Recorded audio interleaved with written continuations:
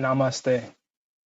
Is there a difference between how we individually perceive reality from direct experience and how reality actually is, independent from our experience of it? Thoughtful philosophers like Immanuel Kant and G.W.F. Hegel would say yes. This distinction refers to the difference between phenomena, thing for consciousness, and noumena, thing in itself. While Kant recognized the necessity of noumena, he thought it was utterly beyond our capacity to conceive.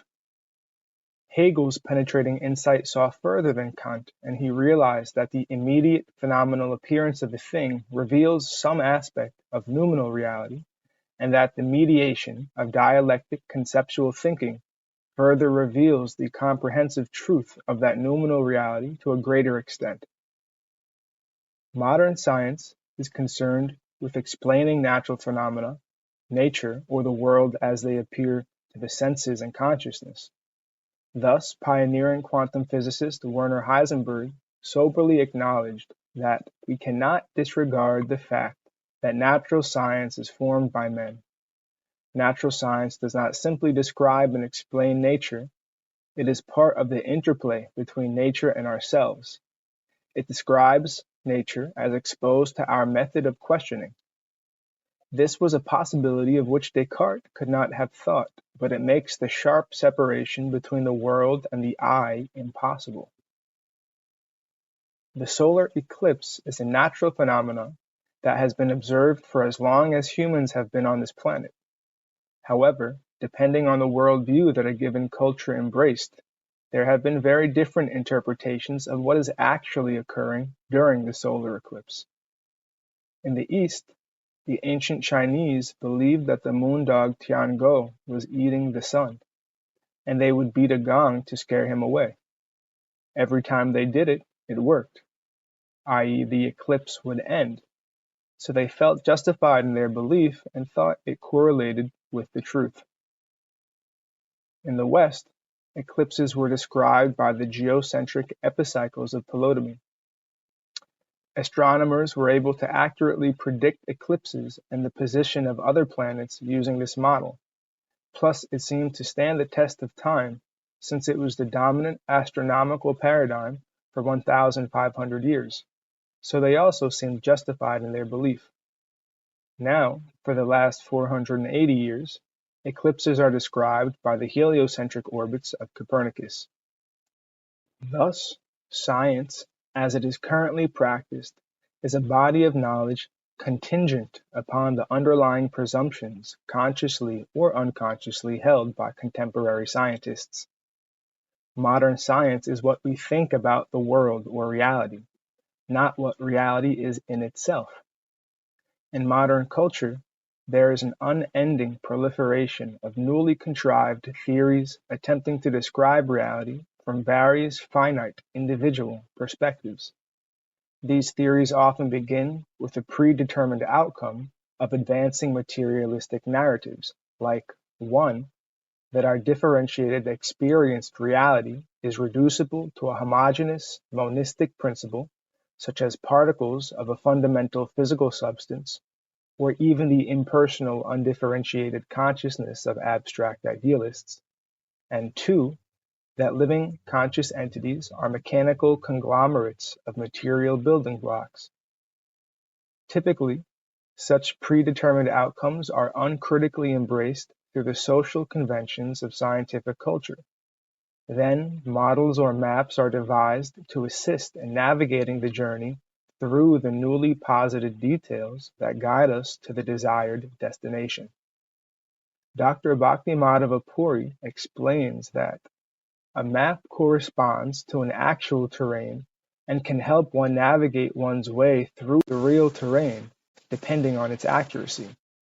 Yet, the map may never be considered a substitute for the actual terrain, since a two-dimensional visual map can never represent the sensed actuality that is experienced in real terrain. Atomic theory and quantum theory provide imagined wonderlands that possess some observations or correspondence with true reality. To some degree, each is logical, self-consistent, and complete, although Gödel would object to either being at the same time consistent and complete. The contingent and relative products of solely empirical and utilitarian approaches to scientific knowledge, such as neural correlates of consciousness and the neural networks of deep learning, may correspond to experienced phenomenal reality to some degree, but that does not put them on equal ground with or establish them as the cause of the noumenal true reality of that which they are attempting to represent. As the statistical aphorism rightly expresses, correlation does not imply causation.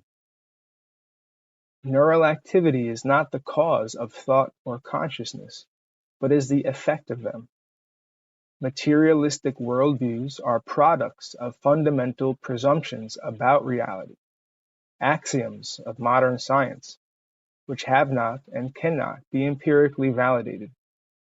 Thus, it is necessary to become self-conscious of how thinking influences what we observe in nature and how we form conclusions from such observations. This requires philosophy, which means rational thinking. The sun appears to move from east to west by our senses, but reason tells us that the earth is rotating about its own axis. Reason plays a more fundamental role in science than sense experience, and that is philosophy. The naive realism of modern science is an immature stage of sensuous thinking that precedes a more developed and comprehensive, mature stage of conceptual thinking. Although the nominalism of modern science considers universals and concepts inconsequential, they are actually an ineliminable, concrete constituent of reality. The concept's absolute constitutive nature is to unify the differentiated content of reality. We must understand that we are not dealing with a fixed world or substance outside of mind. The world is as much subjective idea or ideal as substance or real. Not abstract idea, but absolute idea. An idea that is real and the real that is ideal. We must not fall prey to one-sided, undialectical thinking, which holds them as opposed to each other in their isolation. Mind is in the world, and simultaneously the world is in mind. Not a singular finite mind, but universal, all-pervasive mind or reason. As a respected natural philosopher, Sir Isaac Newton concluded that it was necessary to acknowledge the intelligent role of, quote, Lord God Pantocrator, end quote, as the, quote, universal ruler, end quote, to account for the long-term consistent movements of celestial bodies and the stability of the solar system. Modern academics afflicted with the materialistic bias disregard this as described by Dr. B. M. Pori. The mathematical bones of Newton's Principia Mathematica were taken by modern physics and presented as a mechanical model of the universe without the Pantocrator. Of course, Newton himself wrote his mathematical section as a whole, surreptitiously including his remarks about the Pantocrator only in an appendix or scholium. However, the fact remains that observations of the solar system's movements were used to validate both Newton's and modern non-deistic theories, although they referred to very different imagined realities. Although scientists like Austrian physicist Ernst Mach and his followers tried to portray Newton as the, quote, prototype image of the positivistic scientist, this view of Newton as the archetypal positivist is no longer tenable, end quote. Newton's goal was incomparably more vast than the discovery of the mathematical principles of natural philosophy. Newton wished to penetrate to the divine principles beyond the veil of nature, and beyond the veils of human record and received revelation as well. His goal was the knowledge of God, and for achieving that goal, he marshaled the evidence from every source available to him: mathematics, experiment, observation, reason, revelation, historical record, myth, the tattered remnants of ancient wisdom. Thus, Dr. B.M. Puri offers the insightful observation that modern science, as we know it today, had its beginnings in the Christian West because of a faith that reason or irrational principles could be found in God's creation. Reason is a personal feature found in man. A world that is created by a rational being must also possess this personal feature, which we call God. It is possible that an atheistic culture would have never conceived reason in the world and therefore failed to develop science. It is the task of this article to understand how and why modern science today has turned away from and failed to comprehend this reason in the world that is similar to the nous that Anaxagoras conceived as ruling the world. The intelligibility of nature, an axiom of modern science that is necessary for science to even potentially be a valid means of gaining true knowledge of reality, is due to all-pervasive universal reason, which religious texts describe as one of the personal features of God, as in Romans 1:20. Quote, "Since the creation of the world, God's invisible qualities, his eternal power and divine nature, have been clearly seen, being understood from what has been made, so that men are without excuse." End quote. Quotes from Albert Einstein, British Indian scientist J.B.S. Haldane, and Fred Hoyle, the English astronomer who coined the term Big Bang, are offered throughout the second chapter of Idols of the Mind versus True Reality, expressing wonder in the fundamental intelligibility of nature. But we should take care to distinguish between 1. Relative theories and models posited by finite individuals who abstractly isolate natural phenomena from broader contexts of other phenomena and the cognitive processes that observe and determine them, and 2. The intelligibility of natural phenomena as an immediate expression of universal reason that permeates nature and the cosmos, and through the mediation of thought or evolution of consciousness is known to be the self-revelation of the noumenal absolute by and for itself. Knowing true reality in its totality may not be within our finite individual capacity, but we can realize something about the truth by actively engaging with and consciously participating in the progressive necessity of reason that permeates reality. Soberly recognizing that the activities of thinking and reasoning are not coming from us, but instead through us, extending well beyond our finite selves, we should be cautious not to make the same mistake as René Descartes by asserting, "I think, therefore I am." How can we claim to be the origin of thought without properly explaining how, why, or when we started thinking? We were simply born into a condition of thinking, and thought restlessly persists even when we are asleep, as evident through dreaming. It is more realistic to conclude that we are but a moment of thought activity, a part or participant in the organic whole that is the absolute idea.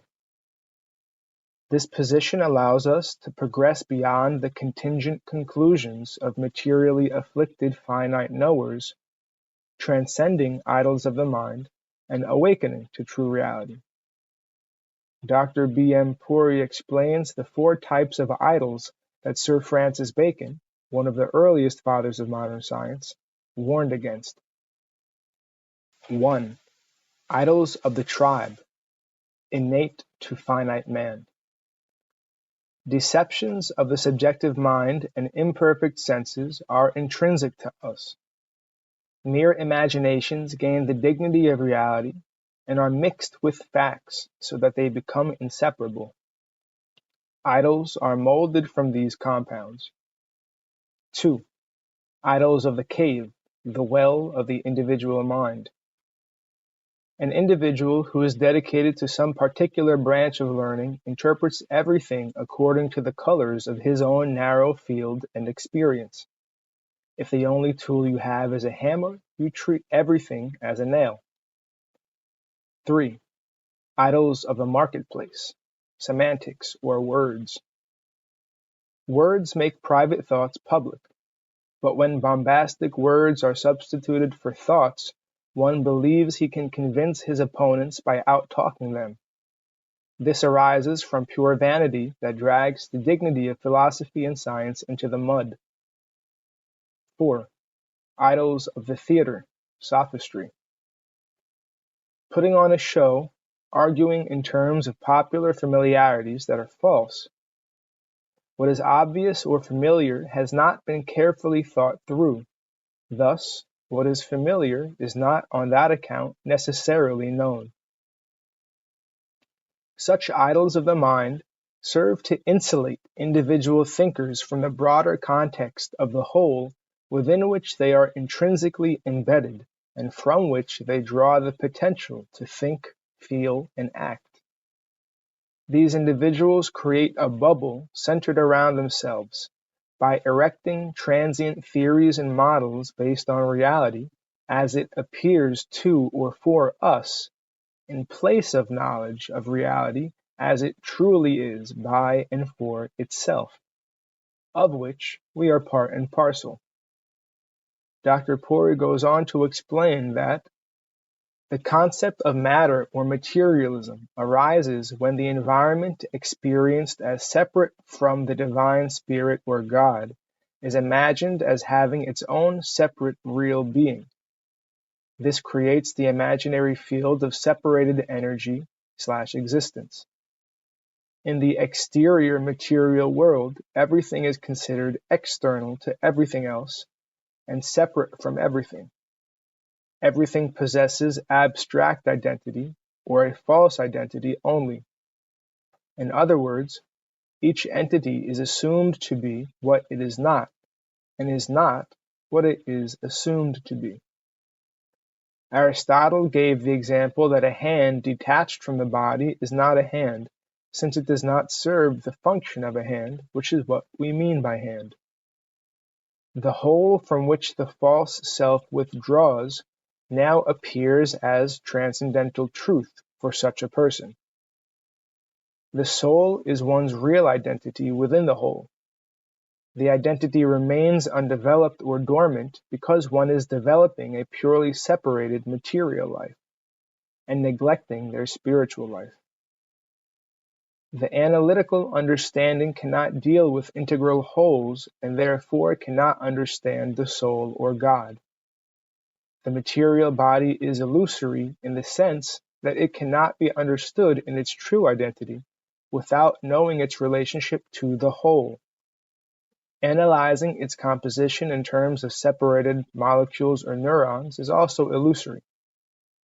Understanding how to go from an untrue or partially true part to its truth within the whole requires a method developed by Hegel called conceptual thinking. We can see this conceptual thinking in the phenomenology of spirit, where Hegel shows the systematic development of a truly comprehensive science of the experience of consciousness, where consciousness is known to be the subject-object relation. The progressive transformation or necessary transition from one particular subject-object relationship to another, from one form of consciousness to another, is described in great detail. As we stated earlier, the concept's absolute constitutive nature is to unify the differentiated content of reality. So, as the dialectic movement of conceptual thinking matures, we witness the apparent menagerie of sensuous things in the world assimilate within the unifying reason of the absolute idea or spirit. The capacity to recognize the subtle unity underlying apparently differentiated phenomena is sufficient reason to deduce that the I is not merely a material body, but a soul, an individual finite spirit. Immanuel Kant, with his Copernican revolution in philosophy that acknowledged fundamental mental determinations or categories automatically being employed in the apprehension of all sensuous objects, recognized the unity of apperception involved in identifying a singular object through multiple sense impressions. The senses experience sweetness, hardness, whiteness, cubeness, etc., but we know these differentiated qualities as a singular object, a sugar cube. This capacity to conceive the unity in multiplicity of any singular object, including planet Earth, is accomplished by the immaterial individual I. Further, Bhagavad Gita verse 2.13 brings attention to the fact that although we change bodies from childhood to youth to old age, dehinosmin yata dehe kumaram yovanam jara, we retain the same sense of self.